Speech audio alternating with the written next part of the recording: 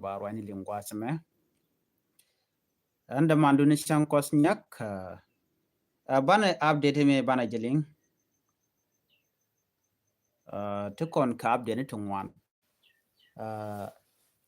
bana tin lat ko right now bana keling you know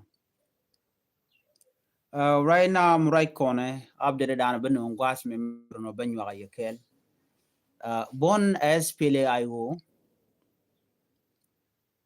wa makaka dorashal ke motot so Sudan People Defense Force la SSPDF waka win wuken ka motot payam kuror county ka Jonglei state chala no wuken gorka no biken na biken ko juy ka motot waken shikan tayi dane e bukana ka ja ka dor shal ka panyim ka wat wajen te kam tuwa tama alo wa kur goro tuwa kam SSPDF kan SPLI right now right corner ni na me diene lingen wo mele road right now SSPDF waka on their way ko bikan bon SPLI wo bikan omak doro shal ka mo motor me changa chana raje no ne motor de jan gwada dana ci SPLI wo chiko no la de ni SPLI wo jan gwada na chiko tin me shikan gwach ke de ni SPLI wo kit gwang faction ka lug den ko dong bi ke nyin ne ci ko na ngaje ne chire nyal che bok rene la mo che bok ko ndi ala ngach che bok doro shal ka mo ipanyim chire me jan doro da shal ke panyim kuro right now ke je report ko linge wa shi SSPDF shi ka advance lo charen mat kel dio je ke din ko kien wukan gwa dam ti SPLI wo tikatin ka dor shal ka mo wurur ka lo Nwerland so right now na me le road dio je chana ngaje no shi Dr. Guy Cook che were which ka ko which kon di ala nen she kon mandana le chana jenen ajeni we ka kwi malka ba dor shal ka mo wurur right now ajala gwa de mo bela gwa kur ane de ngwanti ken no okay en akobo ki en uror county che ken no she part of Lonwer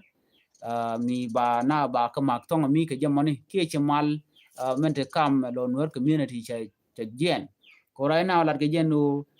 chi riunen to ngwane ke ji party kirm yadit but ne de ngwan ga kan no chicken de party kirm yadit wa lawne Dr. Guy Cook ba tere wujin wena mo ka do bana charat ke je but right now report right kono kwide me joje gwanu shi de ni SSPDF ka jene woken ka dor shal ka motot so na me der we kay report den gwas me men ba nyoka mi dong de kon gwich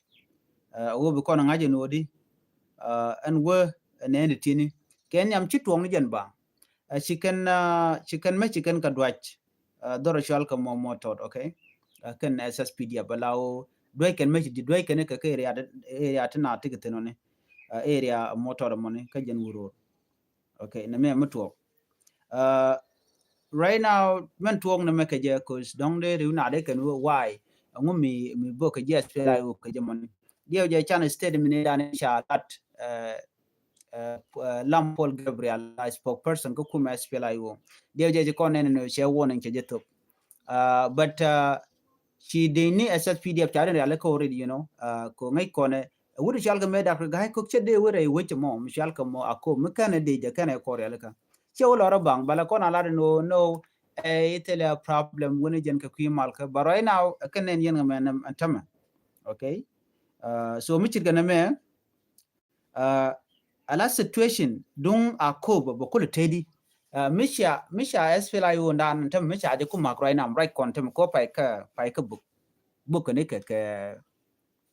karenial kana jen shilling kul tuogane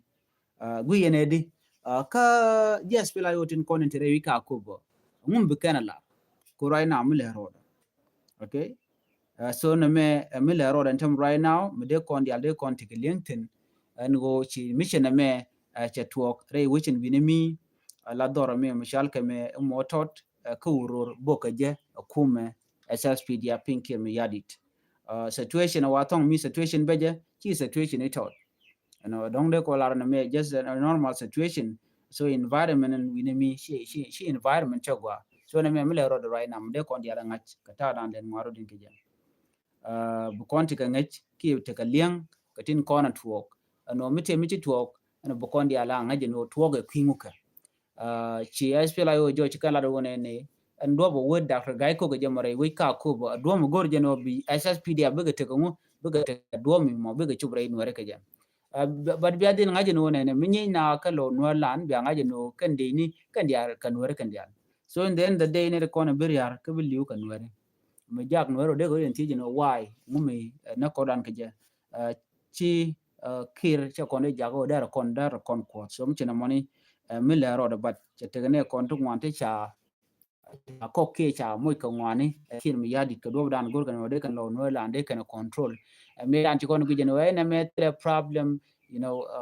so te la ring na me amal la ke jeno we coach we te mal ano we der coach we te la ring der te mal but chi we de coach ke kum kin mi yadi no ar pangen karodien ngun let kan mo karodien we bo kai ka jang so chana to chana jalat roine lo la ne itna chimwa ne itmo la jor ko mo koran lar tok jen bu kon ko nang nyama ban mo kon ngwana wiya pernyen lo kon bana kalat bu kon go komping run balela wiari gurun den bana ko lo ben kay jog jog me dane gwala de tok chego tana chicken nuare already chicken nuare ano chal ga ke nuar ko dong charan cha jagar ko no dong raja ka tungna ba chu ba chole nuara chi nuar rami mo me dier ke tig ne ne ke nuar rami mo me gangwe nuare che ke nuar wa ham ke nuare ano mete ga nuar bo me let go de nuar de ka go ajen chwala nuar no de ba de is nuar me jorbo mo go ba mo no je no de nuar de ke tig bo de chol bo nuar bo it's not about blood but about de nuar de ke ching de ke tig de jen do bra na gor kono so na me report mi shora lat no shinat gwa da me a che jojo gwanu chiria ka mo che tuok re wije chwal ka mo moto so an chana ku jenten wana ka report do dien de konling pan chana ran mo ke warning okay ana be nyoko jung ne nyok ano still the same warning ban je tum nyok kaman tuok dor chal ka me ulang balet no dor gwade dana chite ke tuok tin ne de ko ne chiri ar chi jan badde gudon wani kan ga chuk ki chi bo woni ambo dong bo wona ka kor ka jodan chalat ke jam ka cha ka nang ok chok ke kin dang di boray nam rai ko ne CSS PDF chi ka chubre wi ka balet chi chubre wi ka balet alo kene di war ka jang ne ka balet chana men backup chana men lo joka mat bana kula ngaje no ngum le ro bana message bana kula to boga gwade da ne chanwer cha kama kado ma kie ka wulang cha hoken cha kana me cha hoken cha kana atela kum me chi ben ka ken go bi kanok nwer ro ong nwer ya nanga jang bi kan ko kan chi bi ne ken tela ong nwer ya na tela yang tela yang no mi aw no gwade da ne cha nang why ngum kan kan ong nwer gore ke jamone ka ken ye kum so right now mi jojo gwan wona ne chinwari ko ki kan go kan kata dana chalat ke je en go chete ke ok chok ke kin dang die che won yam te cha kan ka dor chal ko balit and time CSS PDF ke lu cha deploy en wen mo cha din SS PDF cha ga no alo no ka tor bieli ka gela shell kwa gala nang go jaju langona wo ka kor wo ka nuero kan kamak tinwer ngwan chi right tin gwa sa mela de no to be joga na lar kaler ko na ka chama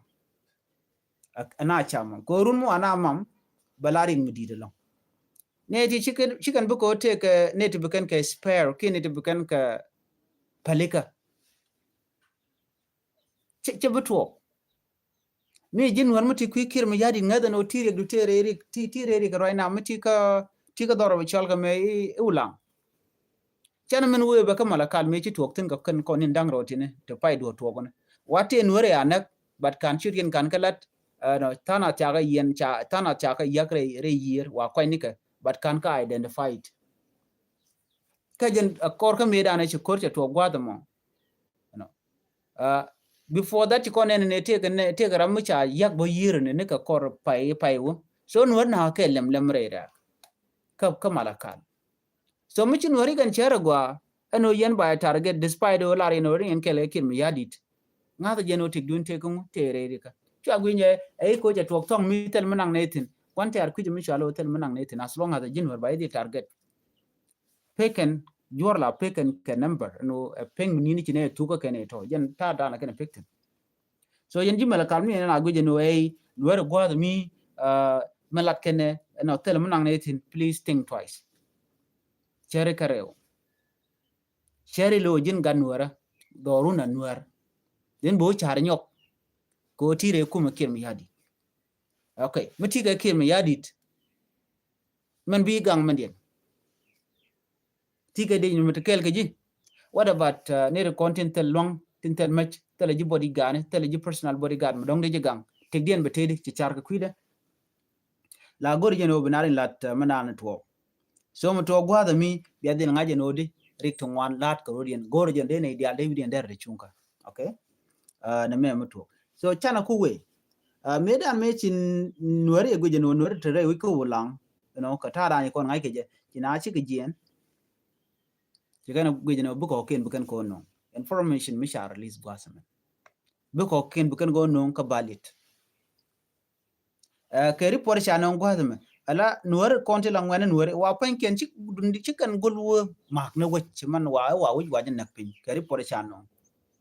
wa ken cha ka mak ba ken ba bana wa jen jujen ka chukan ka chunang na doromo doran danan wukan na wukan oken nang ten wena mone jen gwa kulia ko lo tok tin ka jibar ko ngai kon kur en do da ran da re mam pin chen chi ram to kurba as long as ta ju ko wena mo der to no ba ju jik de do de jimam pin so chi na mo je tok tu kana yu joj tu kan ga jo ne doro mo misal ko mo balit tana ta gari ko dor su ka nok to yu kan in the morning ko kan ne content la ngani jani wa cha ga ju jo cha ju ke chi kan wo chi kan o ba pin then ci liay o to ngwa mo ji bar tan wan ne to jan ba kalwir de wat cha ga bar kane jandang ru bangwan te te ga condition so dia jane jandang ru bangwan to don kan ci rek ci ko to ko ne jindi bar wa ci ga liwan ngwa mo ne ke report cha no jang ka cha lat kai radio ka kora cha bla no ne jan ba kale ba kale ci liw den ka kor jo cha bla ne jan ba de gudon wan la last report e pan ga jan don na bu ne ko bu ka ko jan ku ko re da ne to ala dungok right now charen churi ala ko no borian dol ci ss pdf ci ken wor ci ken chuto or ken nekia or ken janken kon te ka balit ajen mo kwa na le jugon tama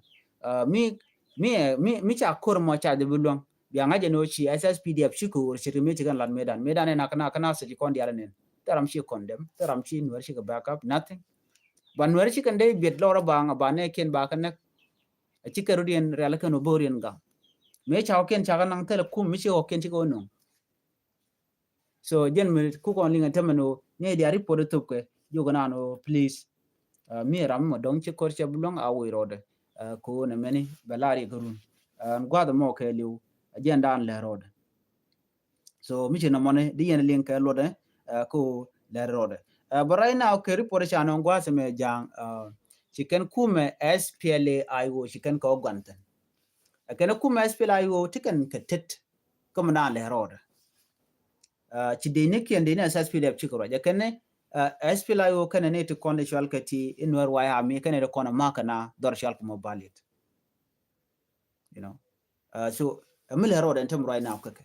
mat kene di ali mat ken ka kelen o ken ne to content lel ko tin to ko kor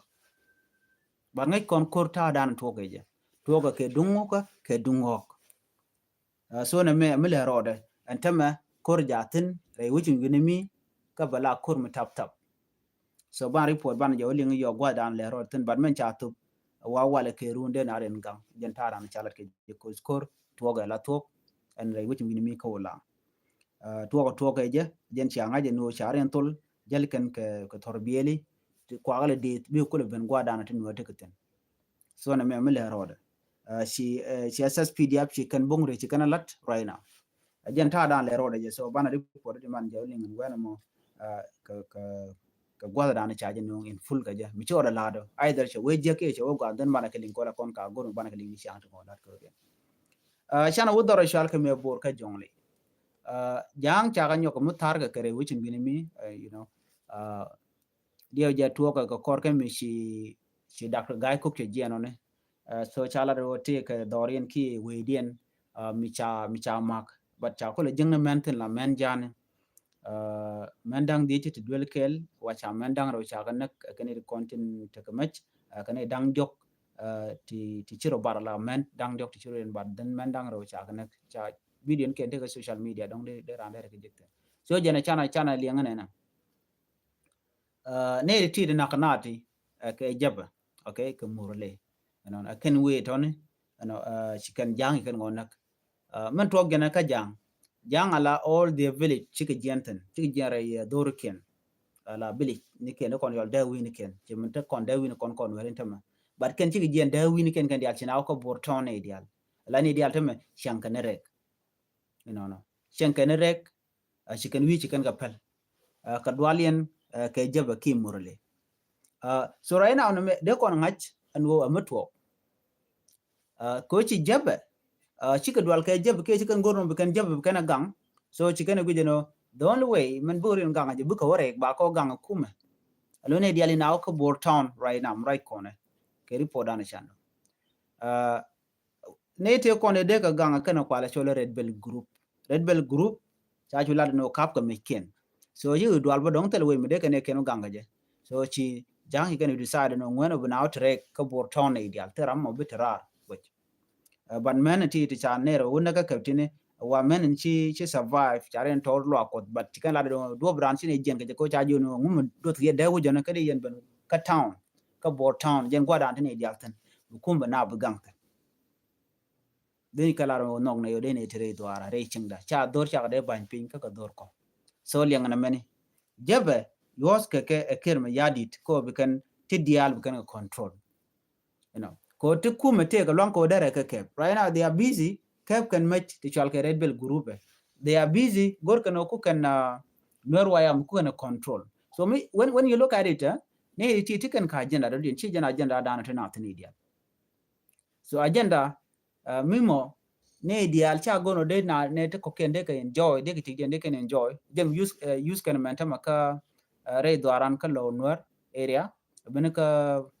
god wo ke eastern Kenya ne you know god yala to gor kan de ga control e jaba jen mi kan go de ka me jaba de kan ka ko ngai kan me jaba mo kan ka ba bala something very serious cha nor cha bu no control nor bu kan mala chu god na ni cha tok tin ka ke ti go dong de kan jong le ka de kan mala kal ke so what they do bekan in minin wer ti bekan ga mo ka kwak so bekan wer ko le stop at the back okay mi jin wi bu lo bun ko koro so the only way mala kan lo wer community kula ja ga busy ja lakan jebla kan ka ju no wi nga de jeno ram da ran information dio ngayen dio je ka South Sudan ram da la information communication technology and postal service kwere ngayen dio ja kwere yaw aganga agan murle agad jeba so you know everything these are the people tin kwala use kin ya dire yuko juba ku gon wala jaka bizu gwada mane ku gon wala ko kin ku kan no minakan ka den ta dan lede mishi anan tate ko mi jito kimilin konan ta mai to SSPD work gwada na te SPLI o tiketin den ba nwer ba ga jaka bizu ku me ko ngai ga no bu nwer waya mi yo bu ko ndo mi te ka mi ci tuok mi ci jang ci ben bu ko nwer bu kan ko lok so ajen tactic dana yos keken so beken murre beken jaka kujimi bana ko lo ngapten kwa ga lo kep then kwa ti je kwa lalat one of the saddest story was me micheling man ti chila do cha gat ken cha cham de dop jen dio je beke ka kubo ki beka gwaradien kan cha gat chen cha cham te video dien mi cha download no ka cheling dio je chiki chuko matar gagwa te chupten testimony dien a testimony me bej yo dio je video ba release yo chang ba no go job ya ne chang turin chan bunyo no right now condition ne content chalari especially man gan ka kon were condition the content right now kon were condition mi jia galong alo to ko ring ne man gan bu garin ka gat kel bu gwan ken they are busy drinking alcohol ke tandien ka deja teram dier ka gat mana gan ko bichu ke chojandi mana gan chu ko refugee camp gwan metel ji chawdu teramo de garu de galarom chawdu gwadu mi e busy mother ga kwang che dier ka gad yino gwadu ku de struggle jin man gad mi jini gwiji ja ka kam dia la continue re gten right now ngwani man chuuni charen loin pinye lo mat kana kwang kan de ko kana kore they only show up me don't take kore cho la community kete nyam charwit that's when they can up buka ak bono lo won kan ko wukan dormo wukan cham don jidware yang ke ba twar pin ne dial buga par bu nyuru tetken why cham with ne dial je tok nothing ne dial kon wari choy dan che peg de che chup man la chwal gano ich peg me je chup ten che peg de chup la to gor ko na bana deal char nyok again we need to think again do dan bana nyam ko je you know of course me chana bil let kel ci ko ron bichar no ko kona ajen do ba kon da ka long ka da ka kon e yene minen wari ko do mo di jen dana kon wer kon ko ala use ke je leaders kon kwar kon yot ka ko bugun wer bi kan ga chenga jek no wer ke busy gwada me ku kan support ne na ka ke te ko ga displace work na ja wona na kem while can they enjoying what an tikitan chinga ko tele dit mat kan to go tele kare kana kwanke gwada mi ga da karo fuji kam ke more than 30 years ne pale jan ta pai ko to waje 2013 tene tene garundi 30 ke 40 50 years ke 60 years tun wada tama ka kem ti gad le kwenten ti ga tene ka men ti ga tene gad ken yet lar gen woto kon ge chien to kon ka wech chien la gwa da na ganga je ban mission micha gang tel gwan mu de na chien ga je so la gwa de na ren gang la to ajen ne la nei dia la tana la kan widi na kana yi dor mi jin ne ram mo te ka kem te ga rof ji kem ne de no ram mo che lugo no belia be de jek che guje no bagat ka baka gang ko wich mi chete na dartin chete na siasin politic menang na aro din ten kenyir ngum der lat ay bere we yo der jiantan der ro dum ko gwam der tan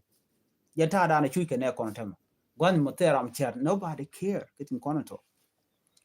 so jo me go jeno de nywa ye kel de la ripodo shanga jeno doran mom chalu lang gore gwech right now ko be jang de chale jang padang ke jang bali to gor ko no me kan watan ka wachi wona ya leka very soon they could reach there ka they can serious damage they can inflict it to our people so na mo chikon gor dara talk gor ko no de nuare de kan tega mal de karin ma de karin unite mi ko kone de mo chitalot okay de nganja kon channel talot na me amele haroda so na mo der la kel kan jan kor la chi to gone dor chal ka me motot bana full report bana jelingi yo ko motot chi SSPD ap che we che ga bu ka meji dit no so na mo me le ro den tem bana jege yo ka tin kon tin dong de kon ka link ka ta da na len ngor din ka je ko te te ngwana long to goro de kon ka link